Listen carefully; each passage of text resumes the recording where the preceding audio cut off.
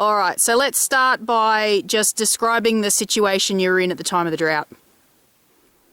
So in 2019, around about this time of year, we were practically out of water, severely rationing irrigation to all our trees. Our fruit was in poor condition, put simply, really small and not much of it. So really big impact on our yield and a big impact on our general tree health in our orchard. Okay, so were you employing people at that time? We were still employing as many people as we normally did. Unfortunately, probably from our side, it was more a case of picking a lot lower quality produce. The impact to us in terms of our employment have been subsequent to the drought, where we lost probably 40% of our orchard as a direct result of that drought, where they had to be cut off from water entirely and therefore died. And so it's been in that time frame that we now employ probably 30% less staff because our orchard is smaller. Okay. Well, were there any flow-on effects as a result of your industry capacity? Did you have to lay people off? How do you think the drought impacted the economic value for you to the community? Since the drought, we're a smaller business, and it will take time to rebuild our orchard.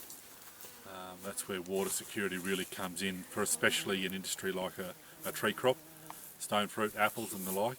It's a long-term investment in your asset, and without that water security, you're both reluctant to invest in expanding, and also at great risk of suffering a really long-term effect after the drought. It has a real flow-on effect for years to come. And what would having a water security facility like Emu Swamp Dam mean to you and your business? It brings new water to the district to allow expansion, and there's also an element of that that provides for increased water security. The ability to go longer into a severe drought can make a huge difference to a horticultural business. If you're out of water after 2 years, your cards are marked until it rains again. But while ever you've got water to keep growing, your business is alive, your employees are on with you, and you've got a chance to stay in the game. Excellent. Is there anything else you'd like to add? Well, put simply, in November 2019, these trees would have had, I reckon, half the foliage on them. They looked anemic, to put it kindly. All the grass inter-row was just dead. It was dirt, it was dusty. That's on top of all the smoke haze and the like that was hanging around as well.